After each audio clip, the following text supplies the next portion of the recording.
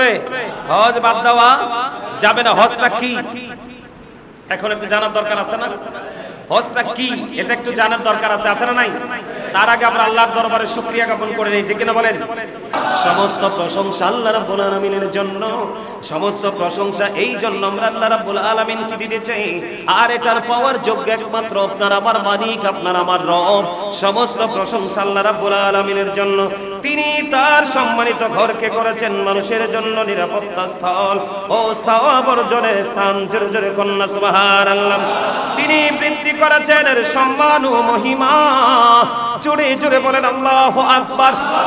বন্ধুরে আমার ওই জায়গাটা আমাদেরকে পরিদর্শন করতে হবে বন্ধু। নির্দিষ্ট সময়ে নির্দিষ্ট কাজের মাধ্যমে, ওই এক নির্দিষ্ট সময়ে নির্দিষ্ট কাজের মাধ্যমে নির্দিষ্ট স্থান জিয়ারত করার নামই হলো হজ। আমি যে জিকিরে বলি আপনারা মনে রাখছেন কিনা জানি না, আমি আপনাদেরকে প্রায় সময় বলেছিলাম নামাজ হলো জিকিরের জলসা। একই জায়গায় দাঁড়িয়ে এবং বসে সম্পূর্ণ করা হয়, এই জন্য এটা হলো জিকিরের জলসা।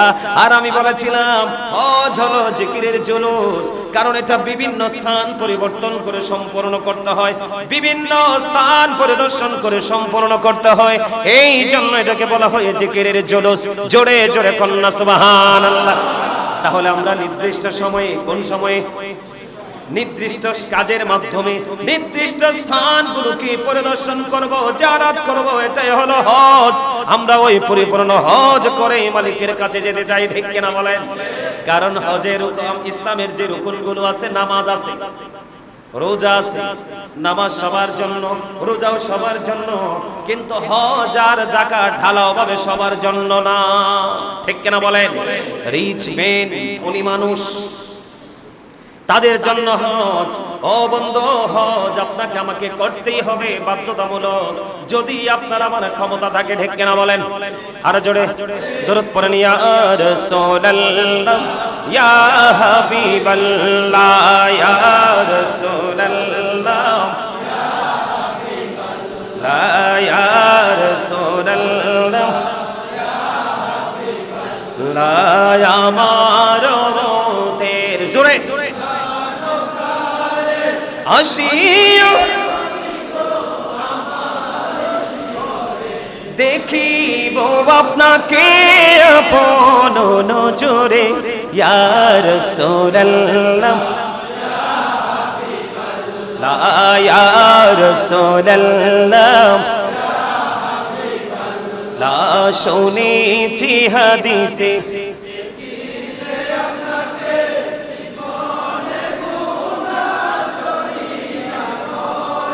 দিও গো দেখা দয়া করে, ইয়া হাবিবাল্লাহ ইয়া রাসূলুল্লাহ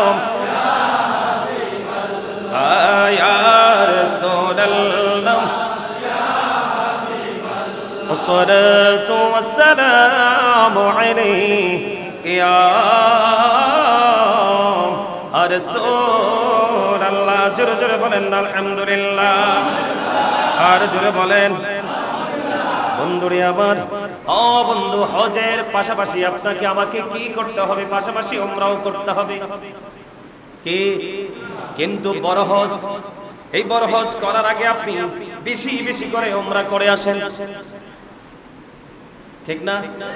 আমরা কিন্তু আহলে সুন্নাত ওয়াল জামাতের অন্তর্ভুক্ত যে সদস্যরা আছি, আমরা কিন্তু সবাই আগে আগে উমরাই আগে করি, ঠিক কিনা? কথা কয় না কেন? আমাদের মুসল্লিরা কি আগে উমরায় যায় না? কথা বলেন না কেন? উমরায় না গেলে বুঝবেন না ওই জায়গায় যে কি পরিমাণ স্বাদ আছে, কি পরিমাণ সুখ আছে। বন্ধু, আপনার আমার প্রাণের রাসূল তিনি বলেছেন, তোমরা যদি অশ্লীলতা থেকে দূরে থেকে, তার মানে পরিপূর্ণতা আমাদের মধ্যে অশ্লীলতা, এখানে হাদিস শরীফের মধ্যে এসেছে আমাদের মধ্যে বন্ধু অনেক মানুষ আছে রে, ওই মদিনায় গিয়েও বন্ধু গীবত বাদ দেয় না। আমি নিজে দেখেছি প্র্যাকটিক্যালি, মক্কা এবং মদিনার হেরেমের মধ্যে বসে বসে বন্ধু রাজনীতির আলাপ, ওই পবিত্র জায়গায় বসে বসে বন্ধু আপনার বাড়ি নিয়ে চিন্তা ভাবনা করে কাকে দিয়ে কাকে খাওয়ানো যায়, ওই পরিকল্পনা ওখানে বসে করে। এমন সমস্ত হাজি এবং নাপাক টাকায় হজ করতে যাওয়া হাজির সংখ্যা দিন দিন বেড়েই চলেছে। কথা বলে না কেন? নাপাক টাকা বুঝেননি? সুদের টাকা, ঘুষের টাকা, পরের হক মারা টাকা, এই রকম অসংখ্য মানুষ বন্ধু মদিনা যাওয়ার জন্য প্রতিযোগিতা করে আপনার আমার প্রাণের রাসূল বন্ধু জানিয়ে দিলেন, আপনি যখন ওই বন্ধু কোথায় যান, আরাফার ময়দানে যান, হাজী সাহেবরা যখন যায় লাব্বাইকা বলে, ও বন্ধু সঙ্গে সঙ্গে তার উত্তরটা দিয়ে দেওয়া হয়। যখন কোন নাপাক অর্থ নিয়ে, অবৈধ টাকা নিয়ে যখন কোন হাজী সাহেবরা হজ করতে যায়, সে যখন বন্ধু লাব্বাইকা বলে, তার এই লাব্বাইকা বন্ধু গ্রহণ করা হয় না, বরংস ওই হজটাকে প্যাকেট করা হয়। কেন বন্ধু প্যাকেট করে তার মুখের উপরে নিক্ষেপ করা হয়? কারণ তোমার অর্থটা হলো হারাম, তোমার গায়ের পোশাক হলো হারাম, তোমার বডির গোশত হলো হারাম, এবং তোমার নিয়ত হলো গলত।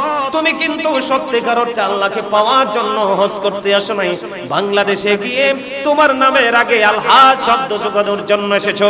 এই জন্য ফেরেশতারা ওই ব্যক্তির বন্ধু হজটাকে প্যাকেট করে তার মুখের উপর ছুঁড়ে মারে, না না না, তোমার সব কিছু নাপাক, তোমার বাহন পর্যন্ত নাপাক, তোমার এই হজ কবুল করা হবে না।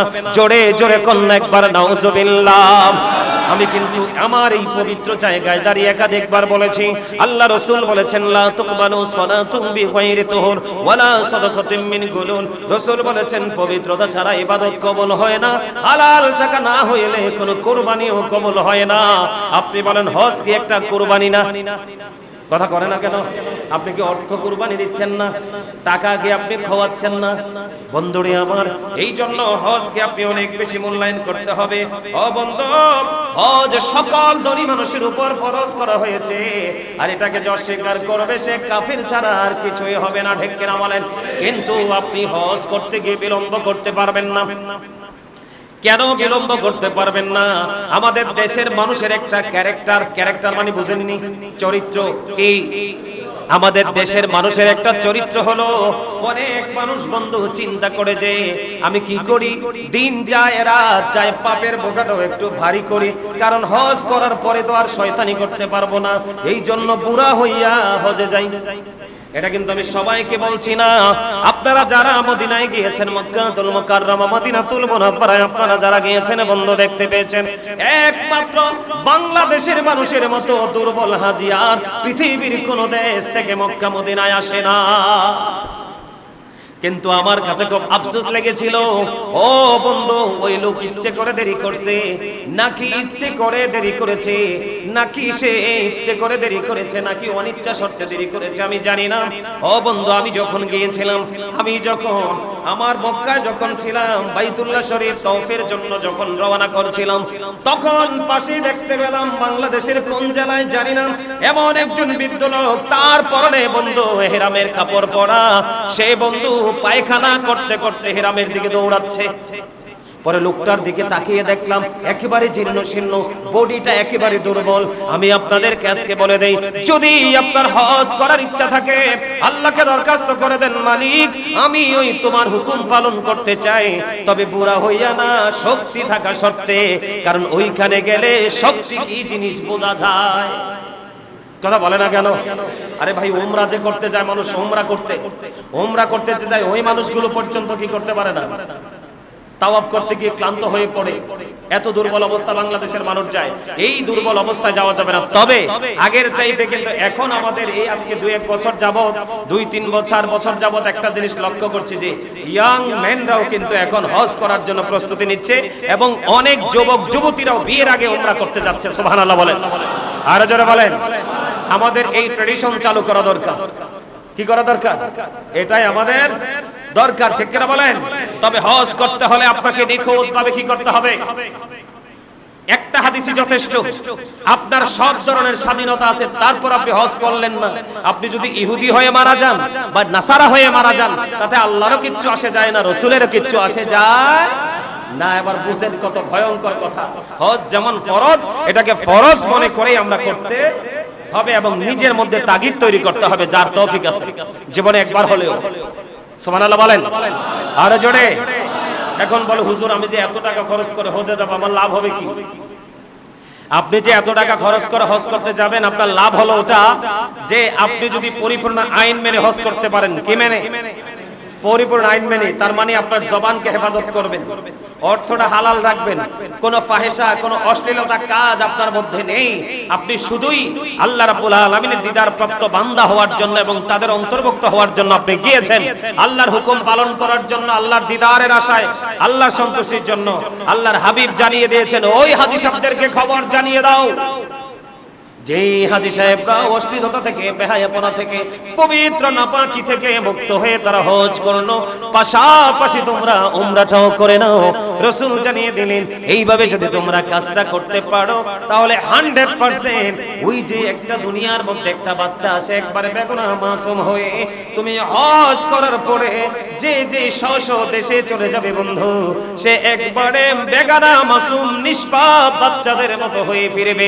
যেমনি বন্ধু গত রমজান মাসে বলেছিলাম, যে ব্যক্তি পরিপূর্ণ রোজা রেখেছেন, আপনি ঈদের নামাজ পড়তে যাচ্ছেন, এক রাস্তা দিয়ে যান আর এক রাস্তা দিয়ে আসেন, এবং আসার সময় ও বন্ধু আমরা সবাই জানি ঈদের নামাজ পড়েছি, ঈদের নামাজের পরে এসে কিন্তু অশ্লীলতা শুরু হয়, হয় না?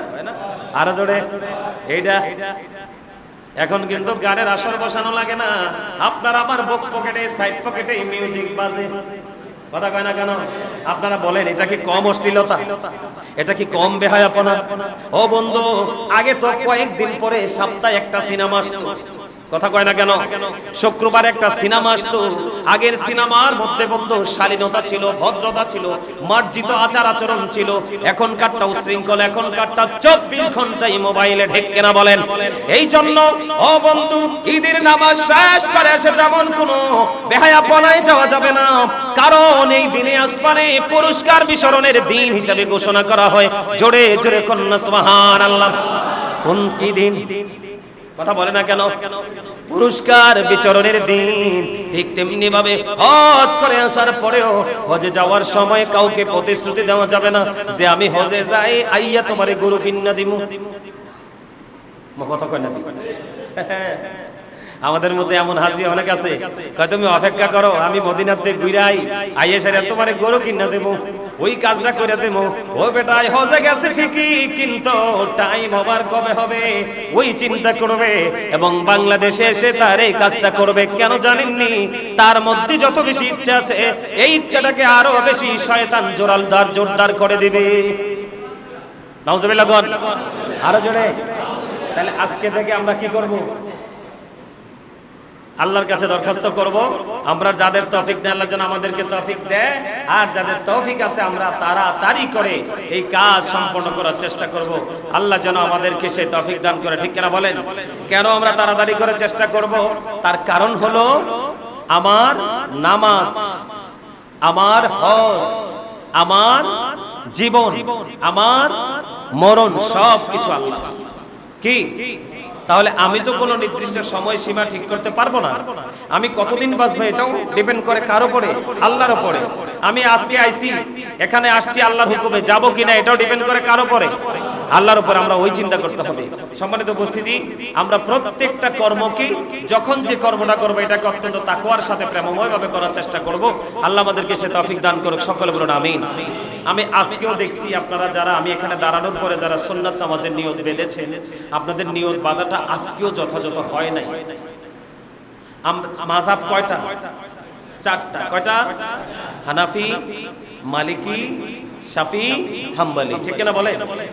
যে একটা মাযহাব অনুসরণ করে, আপনি ধরেন হানাফি মাযহাব অনুসরণ করেন, আপনি কিন্তু মালিকিটা মানতে পারবেন না, আপনি হানাফিটাই করতে হবে। কথা বুঝতে পেরেছেন? যে মালিকিটা করবে সে মালিকিটা করবে, যে শাফি করবে সে শাফি করবে, যে হাম্বলি করবে সে হাম্বলিটা করবে, যে হানাফি সে ইমাম আজম আবু হানিফারটা ফলো করবে। তো আপনি তো একটা আইন এখান থেকে আরেকটা আইন ওখান থেকে আপনি মানতে পারেন না। এটা ইসলামের বিধানে নেই। আমি একদিন মাযহাব নিয়ে আলোচনা করব, তাহলে আপনারা বুঝবেন মাযহাবের গুরুত্ব কত বেশি।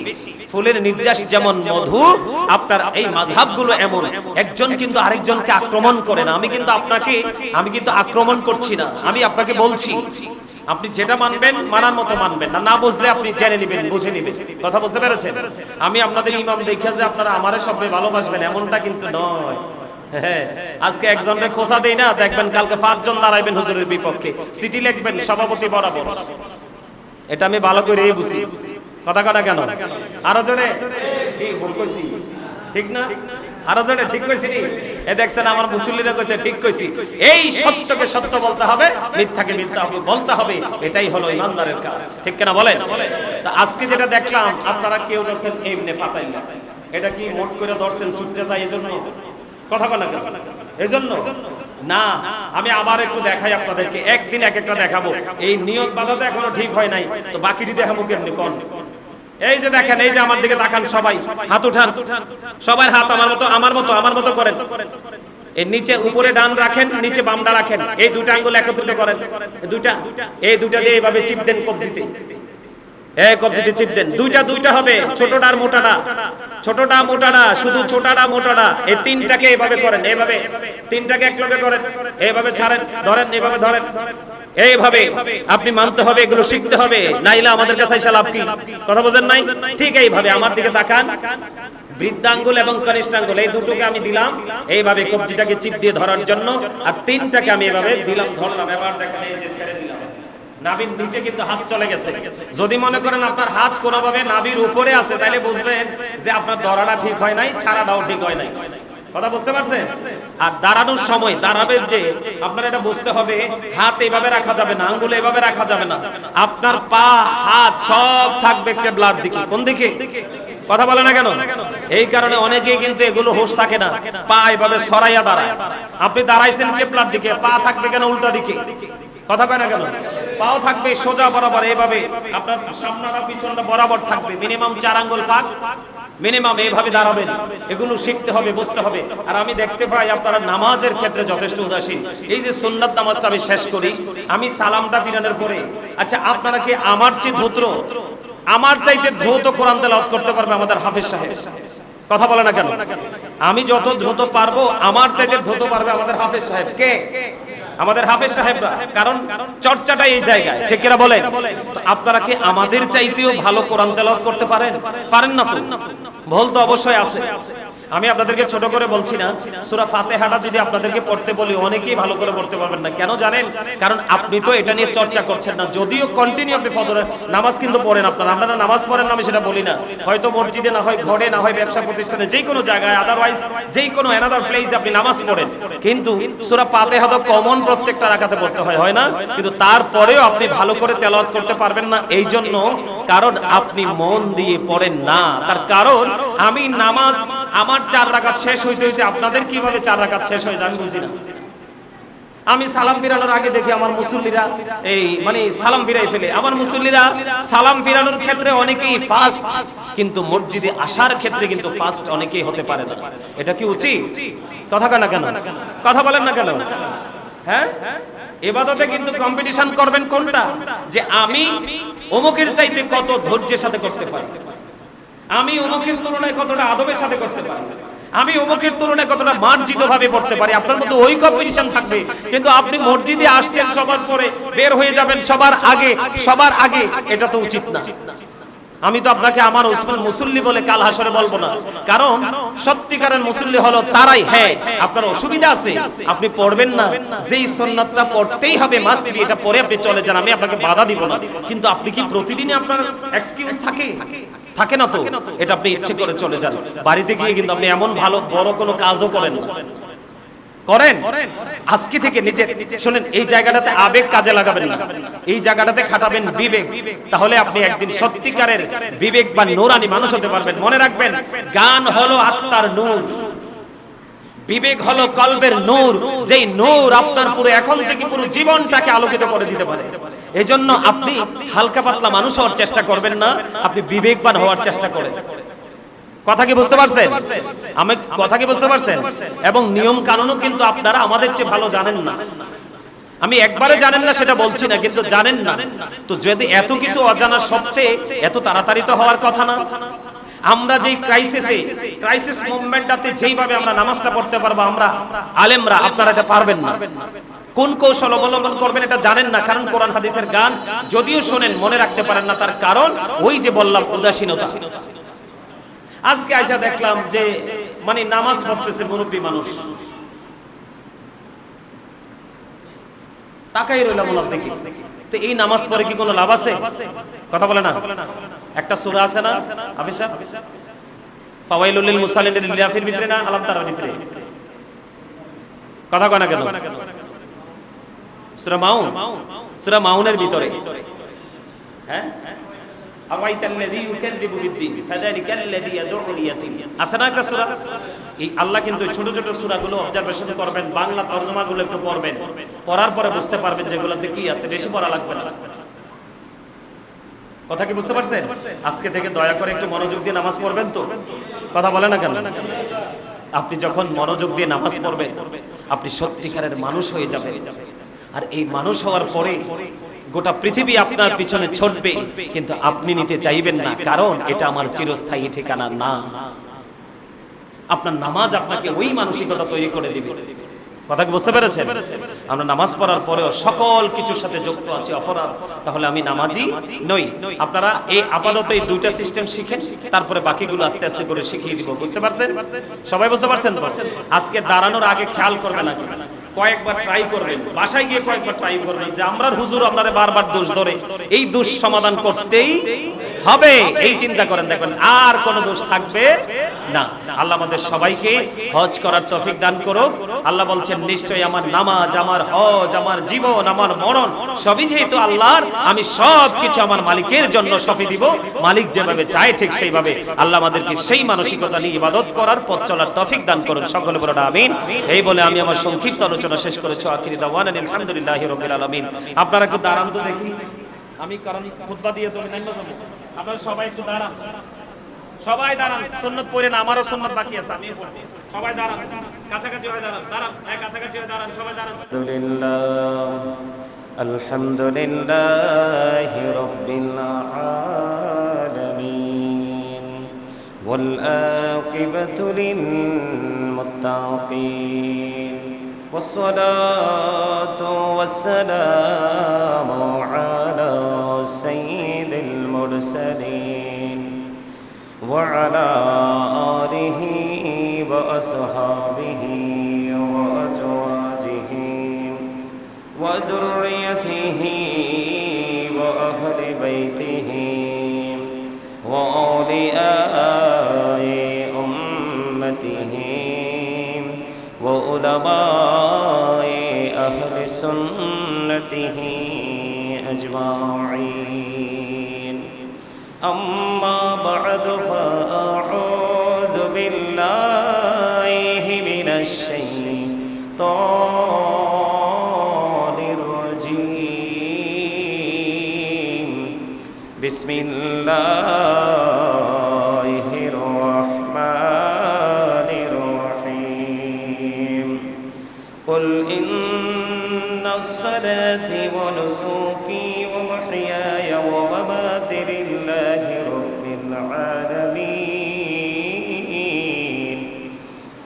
صدق الله المولانا العظيم وصدق رسوله النبي الحبيب الكريم. إن الله وملائكته يصلون على النبي يا أيها الذين آمنوا صلوا عليه وسلموا تسليما. يا اللهم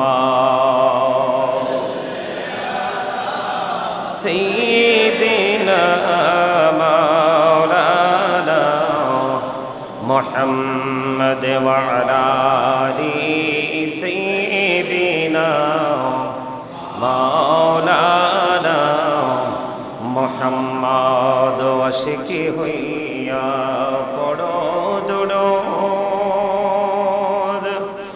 মশক তোমার মদিনা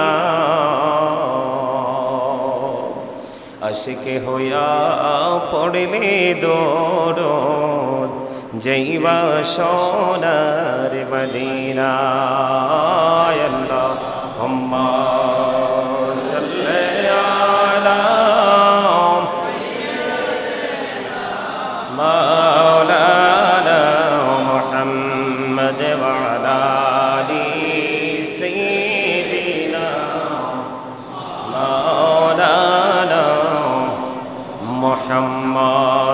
আকাশ হাসে বাতাস হাসে, সবাই বলেন আকাশ হাসে বাতাস হাসে, হাসে আরশ কুরসি, মক্কা হাসে মদিনা হাসে, হাসে জগৎবাসী। আল্লাহুম্মা সাল্লি আলা মাওলানা মুহাম্মদ ওয়া আলা আলি সাইয়্যিদিনা মাওলানা মুহাম্মদ। আসমানিরে ফেরেশতারা কতারে কাতারে খরা, তসবিহাতে জপে তারা মুহাম্মদ ইয়া রাসূলুল্লাহ। আল্লাহুম্মা সাল্লি আলা সাইয়্যিদিনা মাওলানা মুহাম্মদ ওয়া আলা আলি সাইয়্যিদিনা মাওলানা মুহাম্মদ। লা ইলাহা ইল্লাল্লাহ, লা ইলাহা ইল্লাল্লাহ, লা ইলাহা লা ইলাহা ইল্লাল্লাহ। কত সুন্দর মদিনা, কেমনে যাব জানি না, হায়রে কত সুন্দর মদিনা, কেমনে যাব জানি না, হায়রে দয়া করো দয়াল আল্লাহ, দয়া করো নসিব করো মদিনা। লা ইলাহা ইল্লাল্লাহ, লা ইলাহা তুমি কহরে বনাইলা সফিউল্লাহ, তুমি কহরে বনাইলা নজিউল্লাহ, মোর নবীকে বনাইলা তুমি, মোর নবীকে বনাইলা তুমি, নূর মুহাম্মদ সাল্লাল্লাহু। লা ইলাহা ইল্লাল্লাহ, লা ইলাহা লা ইলাহা ইল্লাল্লাহ মুহাম্মাদুর রাসূলুল্লাহ সাল্লাল্লাহু আলাইহি ওয়াসাল্লাম। আল্লাহ আল্লাহ আল্লাহ আল্লাহ আল্লাহ আল্লাহ আল্লাহ আল্লাহ আল্লাহ আল্লাহ। পাগল পারা মনটা শুধু খোঁজে দিবানিশি, কেমন করে বলবো গো দয়াল, কেমন করে বলবো গো দয়াল, তোমায় ভালোবাসি। আল্লাহ আল্লাহ আল্লাহ আল্লাহ আপন করে নাও গো দয়াল, করিও না তোমার প্রেমের আলোয় ভরে, তোমার প্রেমের আলোয় ভরে দাও গো মনের ঘর। আল্লাহ আল্লাহ আল্লাহ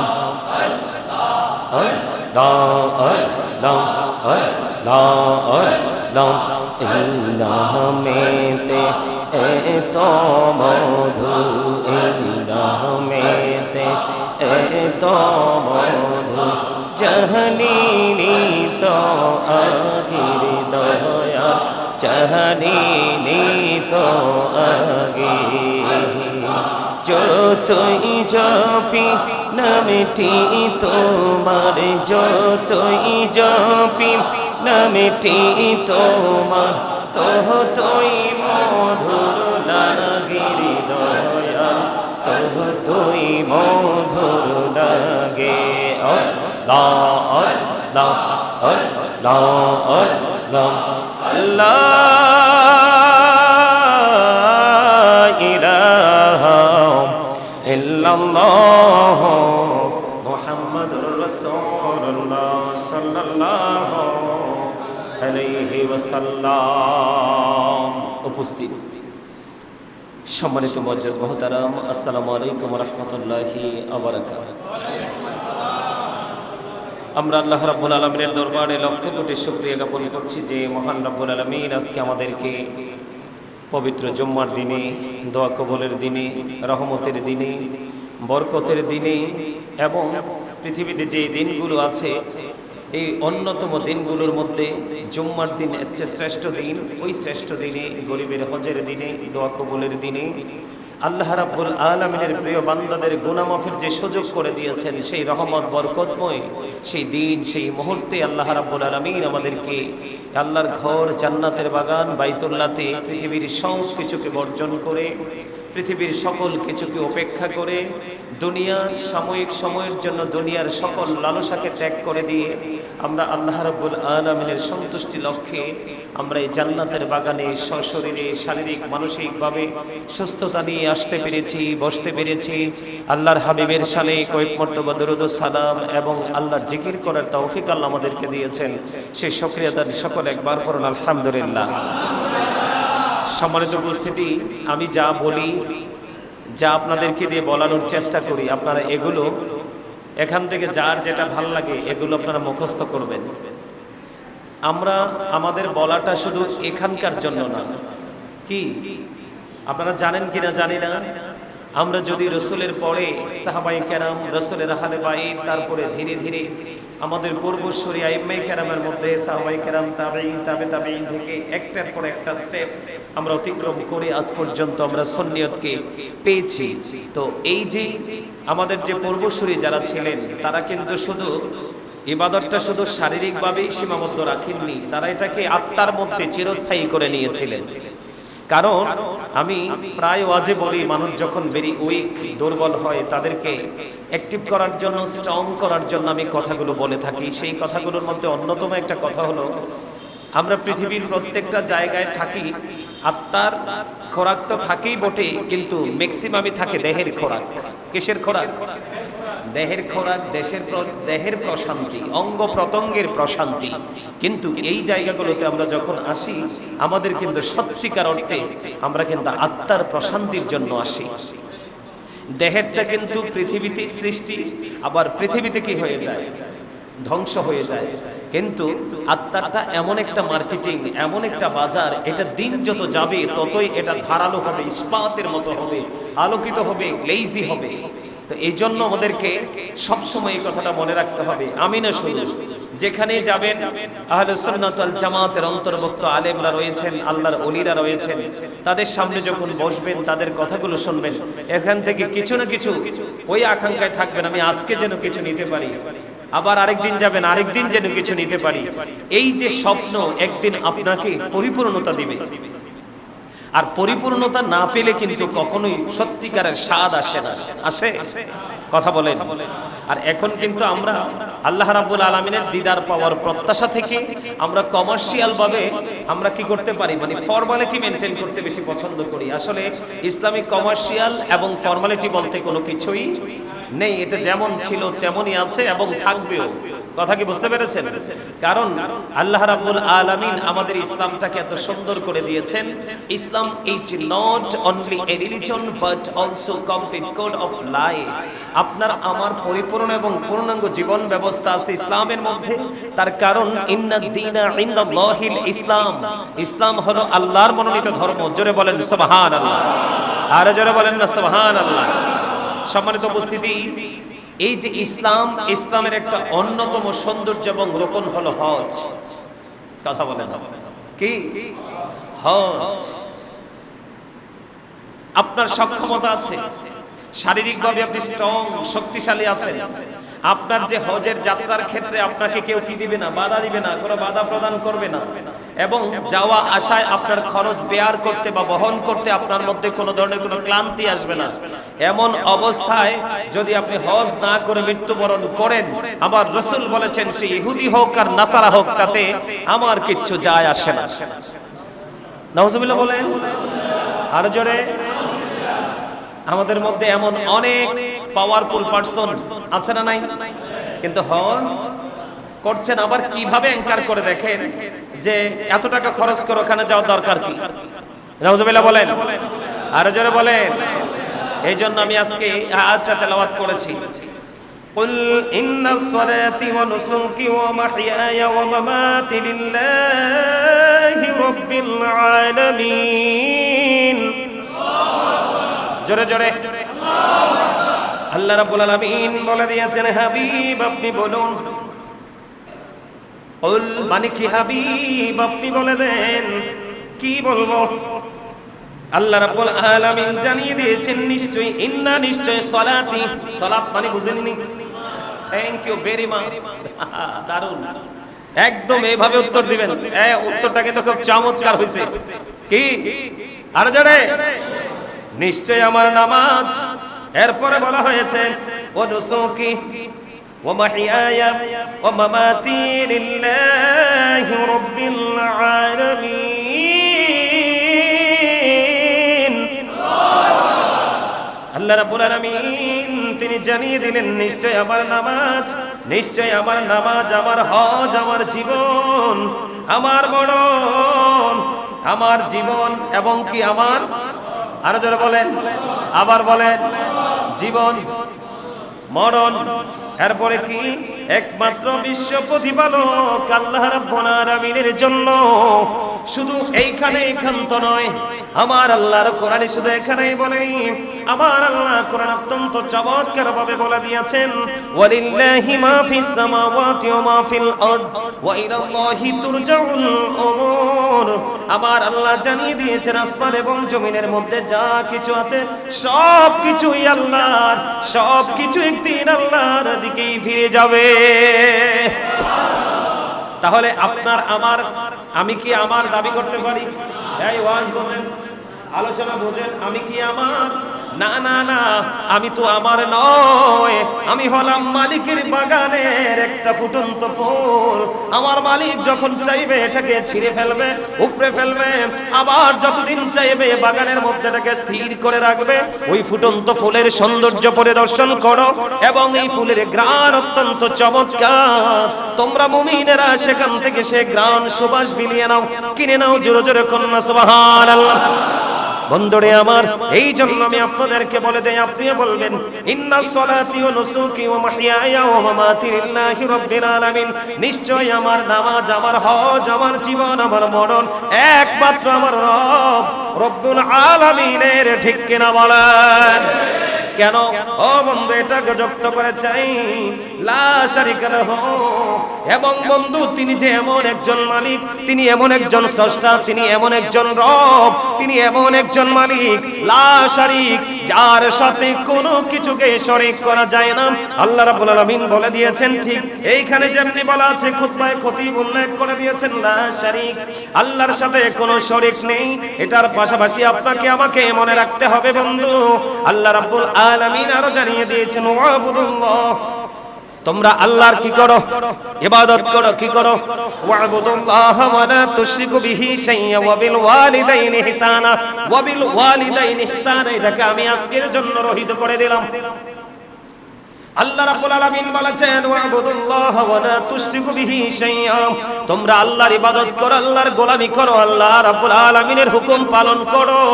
কিন্তু আল্লাহর সাথে, আল্লাহর হুকুম পালন করতে গিয়ে তোমরা আল্লাহর সাথে কোনো কিছুকে শরীক করিও না। আমার সুবহানাল্লাহ বলেন না কেন? আরে জোরে। কথাটি কিন্তু সবই কোরআন থেকে বলছি, হাদিস না। আমি ধাক্কা দিতে পারবেন না। কথা কয়টা কেন?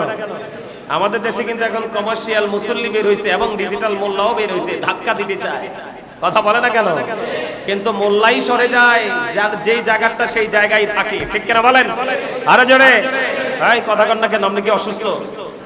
অসুস্থ সব? এই এই মুরব্বি, কথা বলা যাবে না, জাস্ট সাইলেন্ট মুভমেন্টে থাকতে হবে।